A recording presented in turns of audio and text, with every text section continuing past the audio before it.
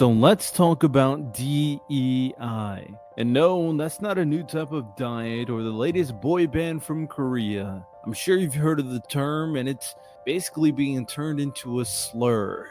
DEI stands for diversity, equity, and inclusion.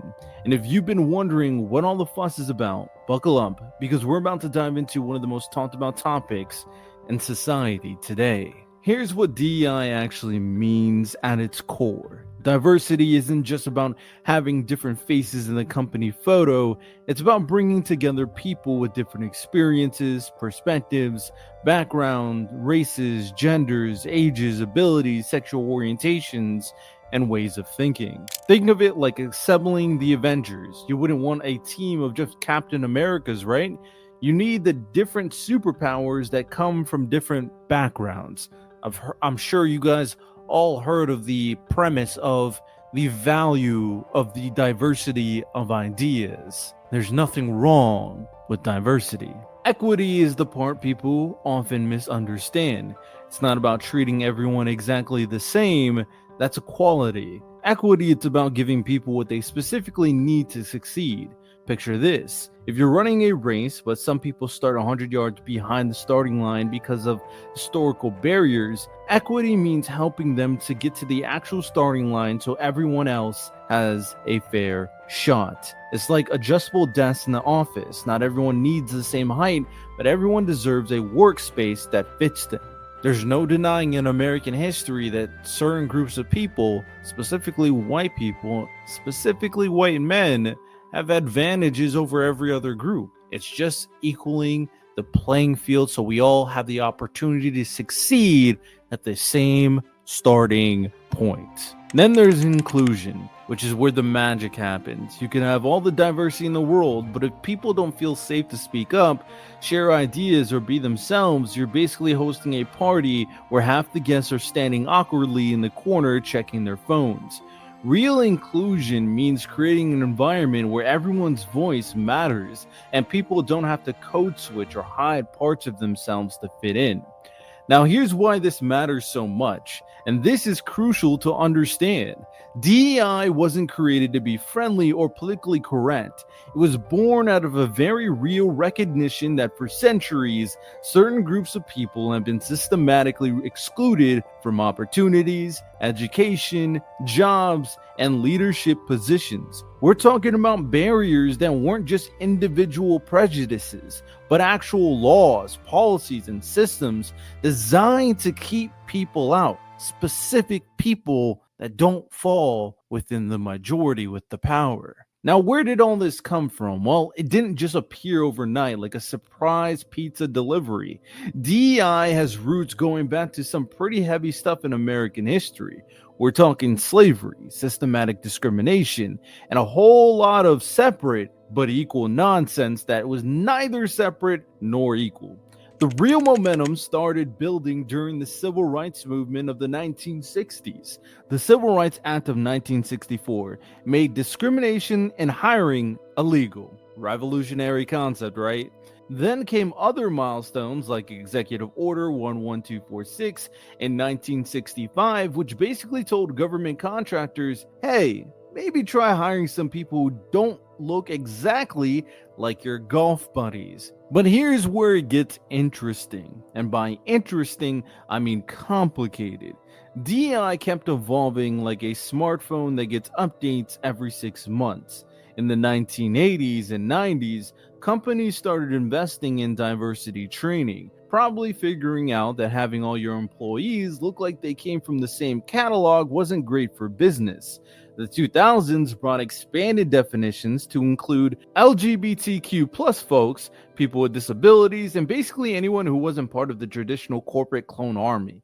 Then 2020 happens. George Floyd's murder sparked a racial justice reckoning that had companies scrambling to issue DEI statements faster than people posting their breakfast on Instagram.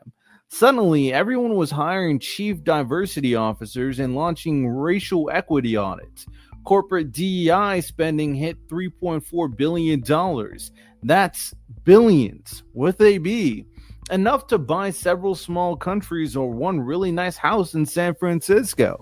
But here's where the plot thickens like bad gravy. Not everyone was thrilled about all this DEI stuff. Some people started crying, reverse discrimination, or let me try this better yet. This is reverse discrimination, and that's why you gotta vote for me. I know, a pretty ridiculous term to be completely honest, and not really baked in reality. It's kind of like complaining that the previously all vanilla ice cream shop started selling chocolate and strawberry too. Critics argue that DEI programs can be heavy-handed, enforce ideology rather than encourage dialogue, and sometimes make people feel like they're walking through a minefield of political correctness where one wrong word gets you sent to sensitivity training faster than you can say, that's what she said. Shout out The Office. Apparently there's an Office spinoff coming out. Let me know if you guys are watching that in the comment section. The legal challenges started piling up like laundry you keep meaning to fold. The Supreme Court's 2023 decision basically told colleges they couldn't use race-conscious admissions anymore. Several Republican-controlled states passed laws limiting DEI in public institutions. And then in January 2025, President Trump signed executive orders calling DEI programs illegal and immoral discrimination, which pretty much had federal DEI employees updating their resumes faster than a Black Friday sale. Major corporations started backing away from DEI like it was that coworker who always microwaves fish in the break room. Google, Boeing, Disney, Walmart, and other either scaled back or ended their DEI programs entirely. Meanwhile, other companies like Apple, Microsoft, and JP Morgan Chase doubled down, creating a corporate landscape more divided than opinions on pineapple pizza. And I'll tell you the correct opinion. Pineapple on pizza is weird and disgusting. So don't be that guy or that gal. The research on effective DEI is actually pretty encouraging when it's done right. Companies with diverse leadership teams are 70% more likely to capture new markets. Organizations with inclusive cultures have 2.3 times higher cash flow per employee over 3 years.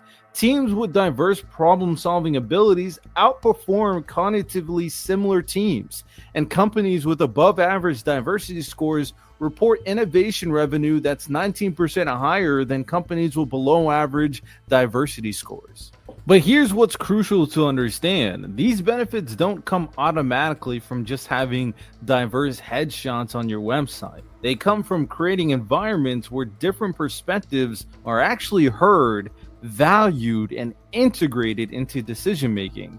There's a difference between having a diverse orchestra and having a diverse orchestra that actually plays beautiful music together. The tragedy of the current backlash against DEI is that we're potentially throwing away solutions that could work because we're frustrated with approaches that didn't. It's like banning all exercise because some fad diets were harmful, and a lot of them are, let's be honest. The persistent inequities are still there. Women and people of color still earn less on average. Disabled individuals face twice the unemployment rate, and leadership in most industries still doesn't reflect the diversity of talent available to them. These aren't problems that will solve themselves if we just ignore them and pretend that everything is good in society now. Critics worry that DEI has become more about optics than substance. And honestly, they're sometimes right. Some organizations have treated DEI like a checkbox exercise or a PR campaign rather than genuine culture change. But the solution isn't to abandon the effort, it's to demand better execution. What we need is DEI that focuses on outcomes rather than activities. Instead of counting how many diversity training sessions we held, measure whether people from different backgrounds are actually being hired, promoted, and retained. Instead of mandating training that makes people defensive, create systems that naturally reduce bias in decision making. Instead of making DEI the responsibility of just a diversity officer, integrate inclusion practices into every aspect of how the organization operates. Good DEI should feel less like political correctness and more like good management. It should be about removing barriers that prevent talented people from contributing their best work. creating environments where innovation thrives because different perspectives are welcomed, and building cultures where people don't have to waste energy hiding parts of themselves. The organizations that have gotten DEI right don't treat it as a separate initiative. They treat it as fundamental to how they do business. They understand that in an increasingly diverse world, organizations that can effectively include and leverage different perspectives will be at a competitive disadvantage. Now, here's where things get complicated, and this is a really important thing to understand. The core idea of DEI is absolutely vital and necessary. The problem isn't with the goal of giving everyone equal opportunities to succeed. The problem has often been with how it's been executed. So what does good DEI execution actually look like? Let me share some examples that actually worked. Johnson & Johnson didn't just do diversity training. They tied executive compensation to diversity metrics and created mentorship programs that produce measurable results. Their approach led to significant increases in representation across leadership levels because they made it a business priority, not just nice to have.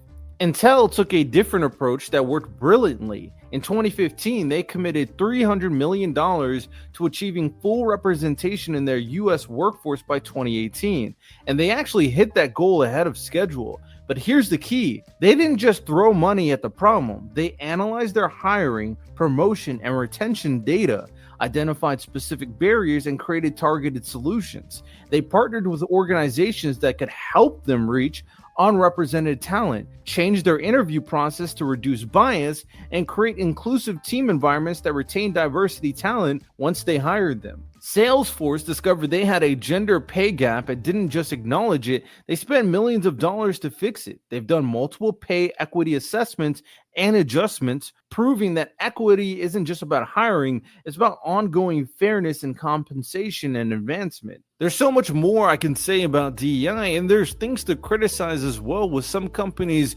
going as so far as when they do their training, they make it seem like white people are the plague of the earth.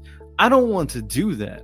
We can create an environment with that diversity of ideas and diversity of perspectives, as well as giving more and more people from poor and more underprivileged backgrounds the opportunity to succeed, just like their more wealthy white majority counterparts. And by making different sections of the country more wealthy, more educated, more qualified, we're just making a better country overall. Something that constantly happens in this country is that we see a problem and we overcorrect, creating a section of individuals dissatisfied and looking like they're underrepresented. I mean, at that point, it's no different from the thing that we were battling in the first place. So hopefully you have a better understanding on what DEI is, why it's valuable, why it's important, and why we shouldn't be treating it like it's a racial slur, basically. I'm sure you guys seen all the nasty comments. Anytime you see someone of color, anytime you see someone that is a woman, anytime you see anything bad, there's a comment there. There's someone saying something like, I bet they're a DEI hire. It's quite disgusting. It's quite unfortunate. So hopefully this provided more nuance and understanding on what DEI actually is, while also recognizing that there definitely was problems with its implementation. But to say that we had to get rid of all of it, I just vehemently do not agree.